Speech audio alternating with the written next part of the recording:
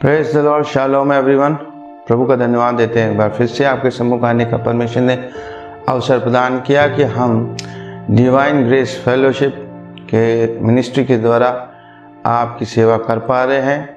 YouTube के शिक्षा के दौरान परमेश्वर का धन्यवाद देते हैं कि आप बीते समय में बहुत सारे एपिसोड्स देखे हैं जिसके द्वारा आप लोग ब्लेस हो रहे हैं। उनमें से गॉडोनॉमिक्स परमेश्वर अर्थशास्त्र एक विषय है जो लेके हम चल रहे हैं कि परमेश्वर हमें आर्थिक रीति से किस तरह से आशीषित कर सकता हम सबों को जो उस पर विश्वास करते हैं। परमेश्वर अपने सिद्धांतों का पक्का है।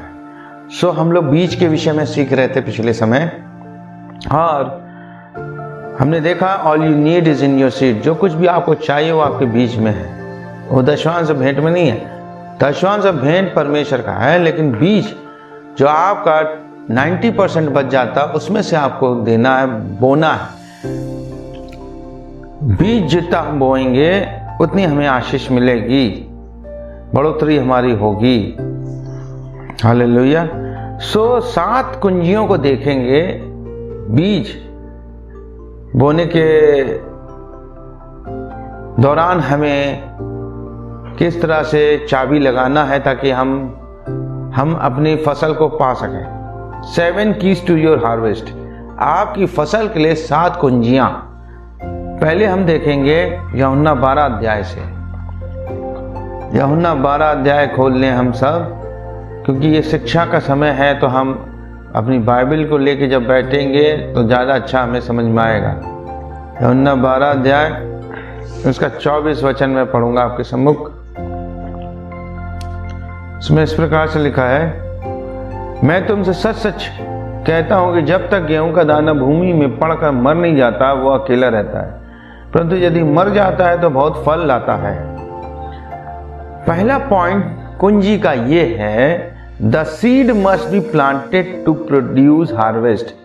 मतलब आपको अपनी फसल पाने के लिए आपको बीज बोना जरूरी है। कुछ भी आपको आशीष चाहिए, कुछ भी आपको खरीदना, आपके पास तब पैसा नहीं है। हम जैसे पिछले एपिसोड में देखा कि हमें अगर एक मुट्ठी बोएंगे तो एक मुट्ठी के अनुसार हमारी फसल आएगी, और एक बोरा बोएंगे तो उसके अनुसार हमारी फसल आएगी। मान लिया हमें 10 लाख की चीज चाहिए तो हमें 10 लाख प्राप्त करने के लिए हमें उतना बीज बोना पड़ेगा। हालेलुया। मुझे 500 बोरे गेहूं के चाहिए तो मुझे एक मुट्ठी बोने से मुझे 500 बोरे नहीं मिलेंगे। तो मुझे को कितना बोना चाहिए? कम से कम एटलीस्ट 10% बोना चाहिए। 500 का 10% कितना हुआ? 50। अगर हम 50 बोरे बोएंगे तो 500 मिल जाएगा। हालेलुया। 1000 बोरे चाहिए गेहूं तो हमें 100 बोरे बोने पड़ेंगे। तो 10 लाख की चीज चाहिए तो 1 लाख बोना पड़ेगा। हालेलुया। तो इस तरह से परमेश्वर के सिद्धांत जो हैं सृष्टि में परमेश्वर ने रखे हैं। हम सोचते 10 लाख की चीज हम 100 रुपए बोलते हैं। 100 रुपए के अनुसार आपको आप 100 गुणा 1000 रुपए की चीज मिल जाएगी। आपको 10 लाख की चीज नहीं मिलेगी। 10 लाख बोने के लिए कम से कम 10 लाख की चीज चाहने के लिए 1 लाख बोना पड़ेगा। 1 करोड़ की चीज पाने के लिए 10 लाख रुपए का बीज बोना पड़ेगा। इतना पैसा 10 लाख में से तो बहुत कुछ हो जाएगा, हम एक नई कार खरीद सकते। तो आप कार खरीदो जाकर। 1 करोड़ की चीज आपको नहीं मिलने वाली। हालेलुया। परमेश्वर से बड़ा बुद्धिमान कोई नहीं। परमेश्वर ने सारे सिद्धांत, सारी चीजें, मैथमेटिक्स, गॉडोनॉमिक्स उसने अपना फिक्स किया है। इसलिए यहां लिखा है कि मैं तुमसे सच सच कहता हूं, जब तक गेहूं का दाना भूमि में पड़कर मर नहीं जाता वो अकेला रहता है, परंतु यदि मर जाता है तो वो बहुत फल लाता है। तो मीन्स पहली बात कि हमको हार्वेस्ट चाहिए, फसल चाहिए उसका, तो हमको क्या है कि हमको पेड़ लगाना पड़ेगा, बीज बोना पड़ेगा।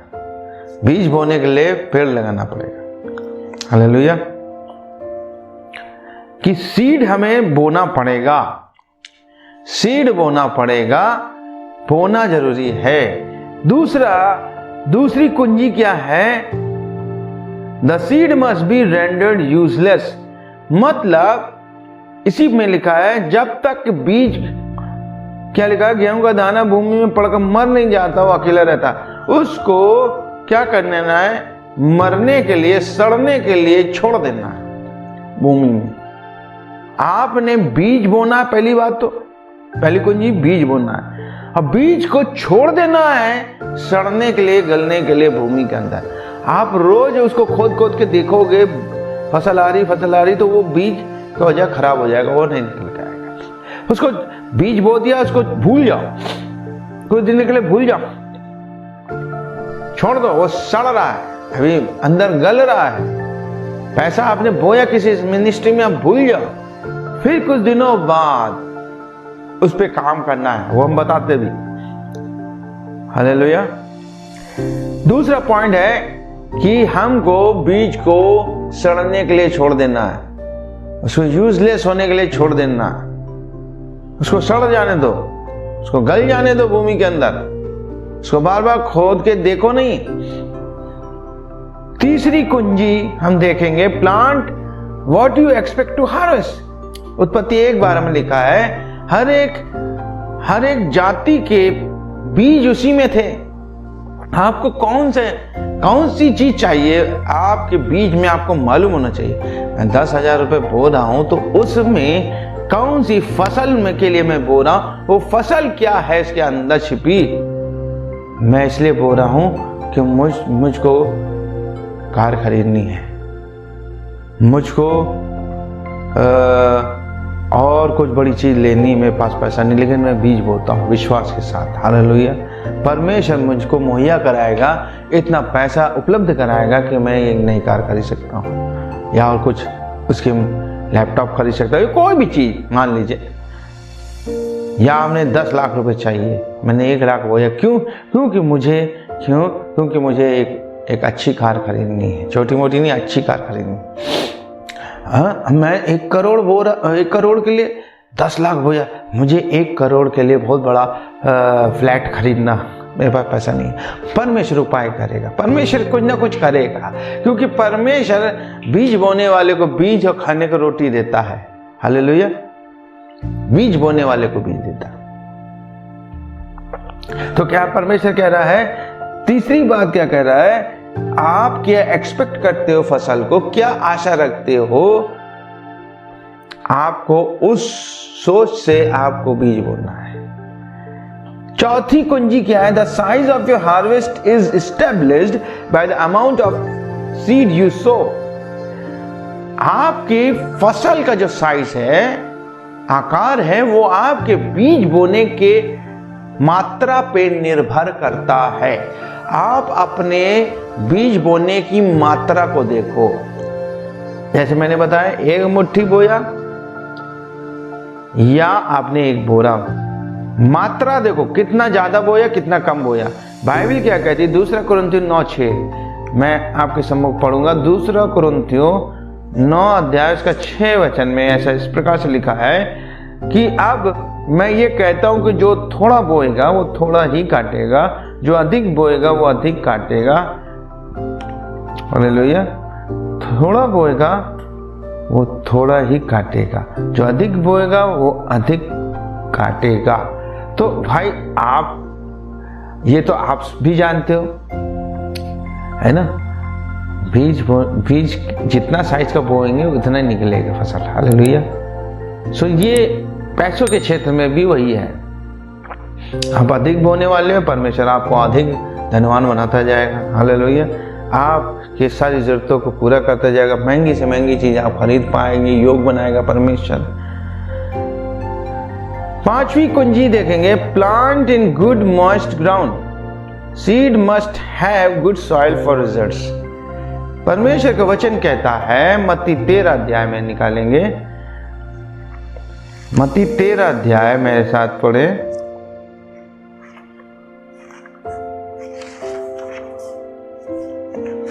मत्ती 13 का मैं पहले 3 पढ़ता हूं। इसमें इस प्रकार से लिखा है, उसने ये कहते हुए उनसे दृष्टांतों में बहुत सी बातें कहीं। देखो, एक बोने वाला बीज बोने निकला, तो ठीक है, बीज बोने निकला, बोने वाला बीज बोने को लिए निकलना पड़ेगा।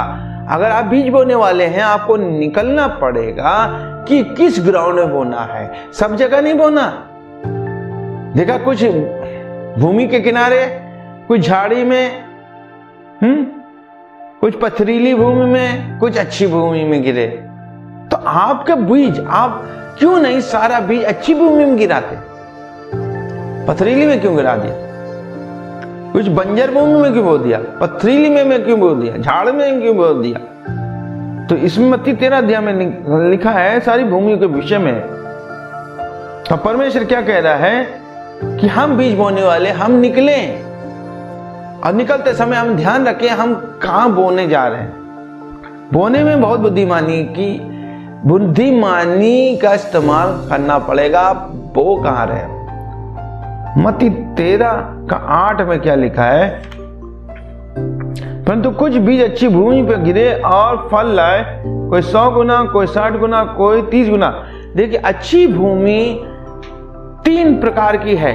30 गुना वाली भी है, 60 गुना वाली भी है, 100 गुना वाली भी। अच्छी भूमि क्या है? जहां पे जितना मैंने बोया उसमें 30% बढ़ के मिला, किसी में 60% मिला, 60%, कहीं पे 100%। अगर बेकार भूमि क्या है? झाड़ी वाली, पथरी वाले और मार्ग के किनारे वाले, जो बढ़ नहीं पाए, जो खत्म हो गए, नाश हो गए, चिड़िया चुग ले गई। जो उगे तो लेकिन धूप के कारण क्या हो गए? सूख गए। तो अच्छी भूमि क्या है? जो फल लाए। फल लाए कितना गुना? 60 गुना, 30 गुना, 100 गुना। आपके सामने परमेश्वर की बहुत सारी सेवकाइयां हैं, आती हैं। परमेश्वर का जन आता है, आप उसकी मिनिस्ट्री को समझो। उनके द्वारा आप आशीष पाते हो, वचन सुनने के द्वारा, प्रकाशन के द्वारा। उनके द्वारा कई लोग हीलिंग पाते, पवित्र आत्मा पाते, छुटकारा पाते दुष्ट आत्माओं से। उनकी संगति में रह के बदल जाते, उनके घर में आशीषें आने लगती। तो ये फलवंत जगह है, आप बो सकते हो। यह अच्छी भूमि, वो 30 गुना वाली भी हो सकती, 60 गुना वाली भी हो सकती, 100 गुना वाली भी हो सकती। तो यहां तो आपको निश्चित फायदा होएगा ही। हालेलुया। तो ये अच्छी भूमि का चिन्ह है। छठी बात देखेंगे, छठी कुंजी है, harvest time comes after waiting period. जो फसल का समय आता है, फसल का टाइम आता है, वो आता है इंतजार के बाद। एकदम से नहीं आता कि आज हमने बोया और कल फसल आ गई। You have to wait for it. आपको उसके लिए इंतजार करना है। Praise the Lord. आपको एकदम से फसल नहीं मिलेगी। अभी क्या करना है इसके लिए? मरकुस 4 अध्याय में क्या लिखा है? मैं शायद निकाले, मरकुस 4 अध्याय और 26-27 वचन में पढ़ता हूं। इसमें लिखा है, उसने कहा, परमेश्वर का राज ऐसा है कि जैसे कोई मनुष्य भूमि पर बीज डाले और रात को सो जाए और दिन को जाग जाए और वह बीज अंकुरित होकर बढ़े, वह व्यक्ति स्वयं नहीं जानता कि ये कैसे होता है। Harvest time comes after a waiting period. मतलब सो जाओ फिर उठो। मतलब ये कैसे होता कुछ पता नहीं। ये भूमि के अंदर क्या रिएक्शन हो रहा है, क्या हो रहा है, क्या डेवलपमेंट हो रहा है, क्या विकास हो रहा है बीज का, कैसे वो पूरी चीजों में जा रहा है, प्रक्रिया क्या हो रही है, उससे आपको मतलब नहीं। लेकिन ये सो जाने का मतलब क्या है? वेटिंग टाइम के बाद, कुछ समय के बाद अंकुरित होगा। आपकी भूमि हरी हरी नजर आएगी, छोटे छोटे पौधे नजर आएंगे, फिर धीरे धीरे बढ़ के गेहूं की बड़ी बालियां बन जाएंगी। हालेलुया। तो इसको ये समय लगता है। Harvest time comes after waiting period. आपको वेट करना पड़ेगा, उतावला नहीं होना पड़ेगा। अरे प्रभु ने हमारी प्रार्थना ने सुनी, हमने बीज बोया था, पास्टर संजय की सेवकाई में हमने बीज बोया था, अभी तक कुछ नहीं हुआ। कोई भी सेवकाई हो लो, अच्छी सेवकाई हो, एकदम से बीज नहीं आता। Praise the Lord. आपको चाहिए वेट करना पड़ेगा। ये प्राकृतिक ढंग से भी होता है और आत्मिक क्षेत्र में भी वेटिंग के द्वारा होता है। और बाइबल कहता है waiting means you have to pray for it, आपको उसके लिए प्रार्थना करना है। लेकिन जो युवक की बाट जोते वेट करते हैं वो नया बल पाएंगे, नई आशीषों को पाएंगे, अपनी उपज को पाएंगे जो वेट करेंगे, प्रभु के साथ प्रार्थना में रहेंगे। आपको प्रार्थना करना है, इंतजार। प्रार्थना कर रहे हैं, हम सुरक्षा भी भेज रहे हैं, प्रार्थना कर रहे हैं, हम जल भी डाल रहे हैं, उसमें हम बाड़ा भी बांध रहे हैं कि कोई हमारे खेत में जंगली जानवर ना घुस जाए, हमारे पौधों को, हमारे बीजों को कुचल न दे जो हमने बोए हैं। शैतान दुष्ट आत्माएं भेज देता है, हमारे अंदर अविश्वास, संदेह भेज देता है। जो हमने बोया है परमेश्वर के राज में, वो हमारे अंदर डाउट डाल देता, संदेह डाल देता, होगा कि नहीं यार, सब ऐसे कहते हैं। पादरी लोग तो ऐसे ही सिखाते देने के विषय में। नहीं, गलत भावना में मत आइए, गलत मन के विचारों में मत फंसिए प्रियो। वेट करिए और प्रार्थना करिए। Praise the Lord. आप अपने सेवा करने वाले सरदूतों को भी परमेश्वर से आज्ञा मांग सकते हैं। पहला इब्रानी 1 अध्याय में लिखा है, सरदूत हमारी सेवा टहल करने वाली आत्माएं हैं। हम प्रभु से कहे, प्रभु अपने सरदूतों को भेज कि वो मेरी फसल उतार के लाए स्वर्ग से। हालेलुया। जो मैंने बीज बोए अभी तक, प्रभु भेज, अपने सरदूतों को भेज, जो मैंने बीज बोए हैं। प्रभु मेरी फसल ऐसा ना स्वर्ग में ही रह जाए, जब हम इस दुनिया से जाए, प्रभु से कहे, प्रभु हम तो इतने बीज बोए, हमें कुछ नहीं मिला ही नहीं। प्रभु कहेगा, देख तेरी फसल यहीं रखी है, तूने मांगा ही नहीं, फसल को नीचे उतारने के लिए प्रार्थना करी नहीं। हमें प्रार्थना करना है, वेट करना है। वेटिंग मीन्स प्रेयर करना है, इंतजार करना है, धन्यवाद देना है, स्तुति करना, प्रभु आपने दे दिया, धन्यवाद। वो चीज सब निकल के आएगी, नीचे आएगी स्वर्ग से। सेवा टहल करने वाली आत्माओं को, सरदूतों को कहना है, मेरी फसल लेके आओ, मेरी फसल लेके आओ शीघ्र। हालेलुया। उन सेवा टहल करने वाले सरदूतों को भेजना, मेरी फसल की रक्षा करो। हो, शैतान ने कहां पे अटका रखा, हटाओ रास्ता, मेरी फसल नीचे आए, मेरे पास आए समय से। हालेलुया। आखिरी कुंजी हम देखेंगे, you must maintain your crop to ensure the harvest. आपको अपनी फसल को, उसको सुरक्षित भी रखना है, बना के भी रखना है कि आपकी फसल आके रहे। आपने जो बोया है आपको मेंटेन भी करना है इसकी। जिसे अब देखिए मत्ती 13 अध्याय 7 वचन में क्या लिखा है। मत्ती 13 का 7 हम लोग पढ़ेंगे। इसमें जो हम लोग बीज के विषय में देख रहे थे, 13 का 7 में इस प्रकार से लिखा है, और अन्य बीज कटीली झाड़ियों में गिरे और झाड़ियों ने बढ़कर उन्हें दबा दिया। आपको देखना है कि कहीं आपके बीज में के ऊपर कांटे तो नहीं आ गए, कटीली झाड़ तो नहीं आ गई, उसको आपको हटाना है, आने नहीं देना है। शैतान कांटे तो नहीं बो रहा है आपकी लाइफ में, आपके अंदर संदेह तो नहीं डाला, डाउट तो नहीं डाल रहा, जो हम बता रहे थे अभी। जंगली जानवर भी आ जाते कभी कभी, खेतों में घुस जाते हैं, उससे भी रक्षा करना, बाड़ा बांधना है, प्रार्थना करनी है, बाड़ा लगाना प्रार्थना में, सरदूतों को मांगना है, सेवा टहल करने वाली आत्माओं को मांगना, प्रभु से यीशु के लहू को मांगना है, बाड़ा बांधना है। ये प्रार्थना के द्वारा होगा। इसी को कहते हैं वेटिंग। आपको मेंटेन रखना है, ये निरंतर करना है, एक बार करके नहीं। आपको एक किसान अपने खेत की कैसे रखवाली करता है, कभी कभी वो वहीं रुक जाता है, वहीं रुक जाता है। कभी कभी नील गाय आ जाती, कभी जानवर आ जाते फसल को खाने के लिए, रौंदने के लिए। इसको आपको देखना, मेंटेन करना पड़ेगा। ये 7 कुंजियां हैं जो आपके जीवन में आपकी फसल को ला सकती हैं। हालेलुया। आगे हम लोग देखेंगे, डोंट ईट योर सीड। अभी हम लोग ने देखा था what you need is in your seed, all you need is in your seed. जो आपको चाहिए, जो सब कुछ चाहिए आपको आपके बीज में। और अब देखेंगे डोंट ईट योर सीड, अपने बीज को खा मत जाओ।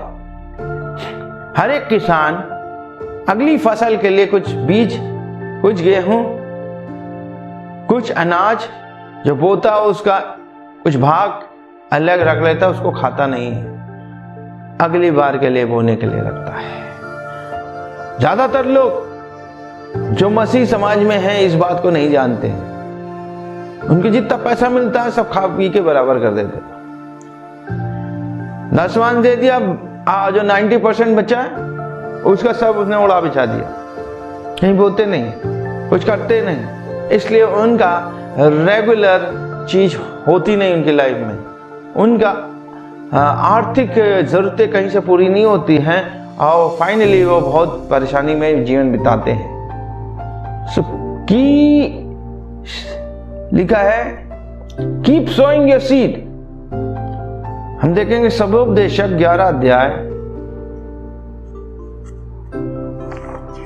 सबोपदेशक की पुस्तक 11 अध्याय हम देखेंगे, उसमें 6 वचन देखेंगे।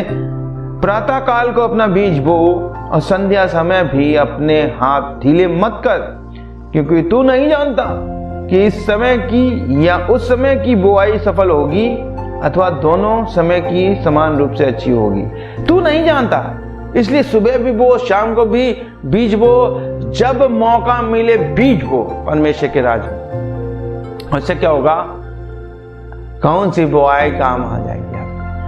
आपकी जरूरत, आपकी इमरजेंसी में, आपके काम में, आपके किसी भी क्षेत्र में जरूरत होगा वो पूर्ति हो जाएगी। परमेश्वर अद्भुत रीति से करेगा, क्योंकि वो बोने वाले को देने वाला परमेश्वर है। हालेलुया।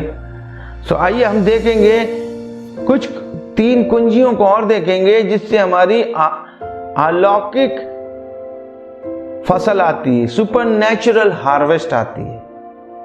जैसे कि हम लोग ने पढ़ा था पिछले समय, यूहन्ना 12 अध्याय का 24 वचन में इस प्रकार से लिखा है, मैं आपके सम्मुख पढ़ता हूं।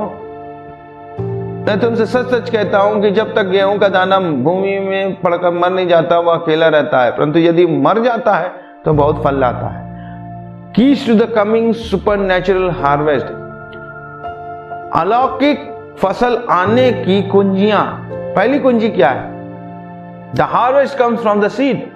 पहली चीज हम लोगों ने देखी मरकुस 4:3 में कि फसल बीज के द्वारा आती है। Without a seed there can be no harvest.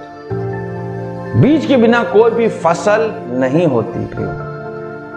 आप आशा ही नहीं रख सकते फसल की। धन भी एक बीज है, परमेश्वर का वचन भी बीज है। आज जहां जहां सुसमाचार दिया जा रहा है, परमेश्वर का वचन का बीज बोया जा रहा है, वहां बहुत सारी आत्माएं बच रही हैं। प्रार्थना भी बीज है। हम लोग प्रार्थना कर रहे हैं अपने देश के लिए, अपने नगर के लिए, अपने स्थान के लिए। प्रेयर वॉक करते कई लोग, प्रार्थना हैं सुबह सुबह निकल जाते हैं, वो व्यर्थ नहीं जाता। परमेश्वर वहां पे लोगों की आत्माओं को बचा, क्योंकि हम बीज बो रहे हैं। प्रार्थना का बीज, वचन प्रचार का बीज, धन का बीज। जो भी हम बीज के रूप में बोएंगे प्रियो, वो फसल लेके आएगा। So without a seed there can be no harvest. बीज के बिना कोई भी फसल नहीं है। दूसरी कुंजी, the seed has power to produce, कि बीज के अंदर पैदा करने की क्षमता है, ताकत है कि वो बहुत सारी चीजों को प्रोड्यूस करे, पैदा करे। उत्पत्ति 1 अध्याय उसका 11 और 29 हम लोग पढ़ेंगे आपके सम्मुख। उत्पत्ति 1 अध्याय उसका 11 में ऐसा लिखा है, फिर परमेश्वर ने कहा पृथ्वी वनस्पति उत्पन्न करे, अर्थात पृथ्वी पर बीज वाले पौधे और अपनी अपनी जाति के अनुसार फल देने वाले वृक्ष उगे, जिनके बीज उन्हीं में हो, और ऐसा ही हो गया। 19 पद पढ़ते हैं।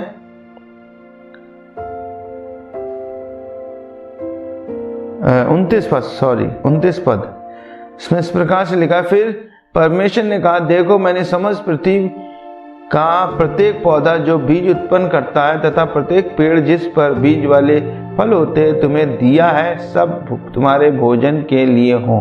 तो देखिए, परमेश्वर फसल भी दे रहा है, इससे बोए गए और बहुत सारा पेड़ और फसल बन गई, जंगल बन गया, और आपको परमेश्वर अब इसमें से खाने के लिए भी दे रहा है। हालेलुया। तो प्रियो, तो हम देख रहे हैं कि seed has a power to produce, बीज के अंदर पैदा करने की क्षमता, ताकत है। Your financial future during the coming supernatural harvest is directly related to obeying God's law of giving. आपकी आर्थिक भविष्य, जो आपका आर्थिक भविष्य है, इस अलौकिक फसल के आगमन के लिए वो सीधे आपके परमेश्वर के नियमों का आज्ञा मानने से आता है। जैसे जैसे आप परमेश्वर का आज्ञा मानते हैं, आपके ऊपर अलौकिक रीति से, सुपरनैचुरली आपके ऊपर फसल आती है और ये आर्थिक स्थिति आपकी बदलती है, सुधरती चली जाती है। तीसरी कुंजी हम आपको बता के यहीं पे हम समाप्त करेंगे। The sower is vital since seed brings forth God's purposes only when it is sown. आप महत्वपूर्ण हैं तब जब आप अपने बीज को परमेश्वर के उद्देश्यों के लिए बोते हैं, परमेश्वर के राज के लिए बोते, परमेश्वर के राज बढ़ने के लिए बोते हैं कि मेरे देने से परमेश्वर का राज बहुतायत से बढ़े, परमेश्वर का सुसमाचार सब जगह फैले। तो परमेश्वर आपको इसके द्वारा बहुत आशीष देता है। दूसरा कुरिन्थियों 9 अध्याय उसका 10 पद हम पढ़ेंगे।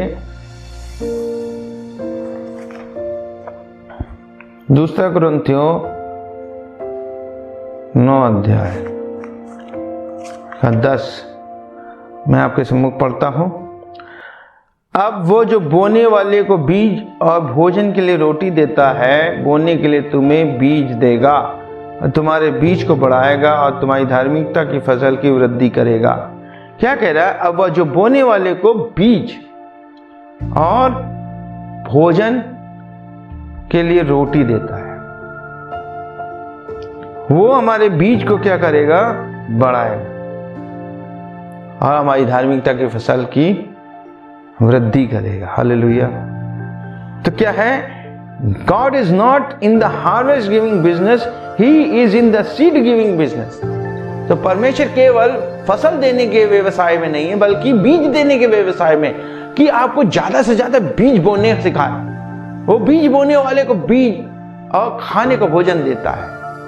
आप कितना खाएंगे, लेकिन परमेश्वर चाहता है आप ज्यादा बोएं, आप ही नहीं खाएं उससे, आपकी फसल से, बल्कि बहुत ऐसे लोग खाएं। अब मान लिया आपके घर में 4 लोग हैं, 4 खाने वाले ना हो, सिर्फ परमेश्वर आपको 40 को खिलाने वाला बना दे। हालेलुया। परमेश्वर इसलिए देना चाहता, आपको बीज ज्यादा देना चाहता, ताकि आप ज्यादा से ज्यादा बीज बोएं। हालेलुया। क्यों हम चाहते हैं कि सुपरनैचुरल हार्वेस्ट आए हमारे जीवन में? वाई? कि हम अलौकिक, हमारे जीवन अलौकिक फसल क्यों आए? हम देखेंगे नीति वचन 13 अध्याय 22 पद। जल्दी से देखेंगे नीति वचन 13 अध्याय 22 पद में पढ़ता हूं आपके सम्मुख। इसमें लिखा है, भला मनुष्य अपने नाती पोतों के लिए धन संपत्ति छोड़ जाता है, परंतु पापियों का धन धर्मियों के लिए होता है। क्यों हमें अलौकिक चाहिए फसल? ताकि हम अपने नाती पोतों के लिए इनहेरिटेंस, हम आगे के लिए, जीवन के लिए, वृद्धि के लिए, उनके आशीषों के लिए कुछ पुश्तैनी चीजें छोड़ जाए, विरासत छोड़ जाए। इसी का 28 का 20 भी देखेंगे हम।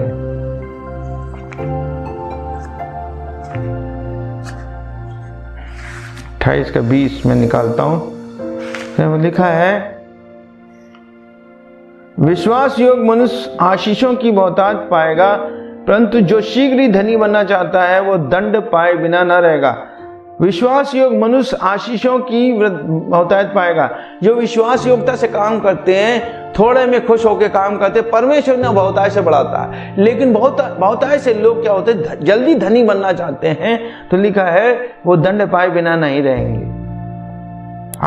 आज इस जमाने में धनी जल्दी बनने के फॉर्मूले बताए जा रहे हैं। लोग सब कुछ छोड़ के जल्दी आज के नौजवान जल्दी धनी बनना चाह रहे हैं, है ना। 1 महीने के अंदर करोड़पति बनना चाह रहे हैं।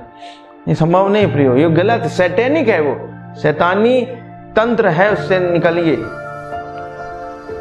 और क्यों चाहिए हमें अलौकिक फसल? फिलिपियों 4 अध्याय का 19 पद पढ़ेंगे। फिलिपियों में साथ निकाले, फिलिपियों 4 अध्याय का 19 पद। इसमें इस प्रकार से लिखा है, मेरा परमेश्वर भी अपने उस धन के अनुसार जो महिमा सहित मसीह यीशु में तुम्हारी प्रत्येक आवश्यकता पूरी करेगा। हाँ, इसलिए क्योंकि मेरी सारी आवश्यकता मेरा परमेश्वर पूरी करेगा, मुझे किसी के हाथ के नीचे हाथ ना करना पड़े। इसलिए मेरा परमेश्वर बीज बोने के द्वारा मेरी सारी आवश्यकता पूरी करेगा। 2 कुरिन्थियों 9:8 भी हम पढ़ेंगे। 2 कुरिन्थियों 9:8 में इस प्रकार से लिखा है, हम लोग देखें।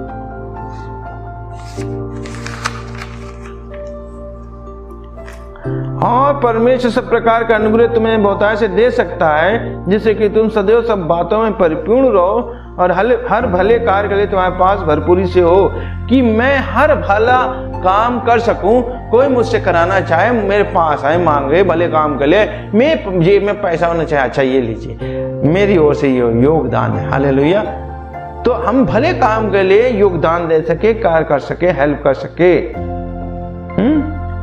तीसरी बात और देखेंगे, क्यों हमें अलौकिक की फसल चाहिए। मत्ती 24 का निकालेंगे 14, मत्ती 24 का 14 मैं आपके सामने पढ़ूं। राज का ये सुसमाचार सारी जगत में प्रचार किया जाएगा कि सब जातियों पर साक्षी हो, और तब अंत आ जाएगा कि यीशु मसीह का सुसमाचार सब जातियों में सब जगह प्रचार हो।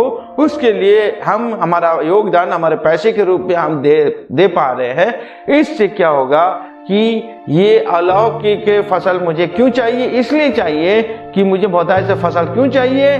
क्योंकि मैं अपना योगदान सुसमाचार देने वाले लोगों को दे सकूं, बीज बो सकूं वहां पे। हालेलुया। तो प्रियो, आपकी हार्वेस्ट, आपकी फसल आने वाली है। मेरे साथ अंतिम वचन देखेंगे, व्यवस्था विवरण 28, व्यवस्था विवरण 28 का 2 वचन हम पढ़ेंगे। इसमें इस प्रकार से लिखा है कि और यदि तू अपने परमेश्वर यहोवा की आज्ञा माने तो ये सब आशीषें तुझ पर आ बरसेंगी। Hallelujah. And all these blessings shall come upon you and overtake you because you obey the voice of the Lord your God. जब आपने परमेश्वर की आज्ञा मानी है तो ये सब आशीष आपकी आशीषें आपकी आज्ञाकारिता पे हो। ये आशीषें व्यवस्था विवरण 28:2 के अनुसार अब आपके ऊपर आ बरसेंगी। जैसे ही आप इस बात की आज्ञा मानते हैं कि परमेश्वर के वचन में लिखी हुई हर बात देने के विषय में हो, बीज के विषय में, चाहे दशवान भेंट के विषय में, जो भी हो, किसी भी सब्जेक्ट के बारे में परमेश्वर हमें आज्ञा देता, हम जब करते हैं तो आशीषें आ बरसेंगी। Hallelujah. Your harvest definitely will come in your life. Hallelujah. जरूर आएगी आपके जीवन में। वो परमेश्वर कोई भी अच्छा पदार्थ रख नहीं छोड़ेगा। परमेश्वर का धन्यवाद देते हैं। परमेश्वर ने ये बीज के विषय में बताने का आपको ये सम्मुख अनुग्रह प्रदान किया। आप सबों को ब्लेसिंग मिले और आप सोच लीजिए आपको कुछ चाहिए, आपके बीज में है, तो उस बीज को आप बोते हैं, उस धन को, जिस अमाउंट को आप बोते हो उस अमाउंट का फसल आपको मिलेगा। आप उसमें सोचो क्या बो रहे हो, किसके लिए बो रहे हो। आप एक डायरी बना सकते हो, लिख सकते हो मैंने फलां तारीख में इस बात के लिए बीज बोया था, इतना बोया। परमेश्वर आपके जीवन में टेस्टिमनी बनाएगा, गवाही के तौर पे खड़ा करेगा। हालेलुया। प्रभु आप सबों को ब्लेस करे, आशीष दे। हमारी मिनिस्ट्री के लिए प्रार्थना करते रहे निरंतर, और इस बात को शेयर करें लोगों को बांटें इन शिक्षाओं को। प्रभु आप सबों को आशीष दे। शालोम।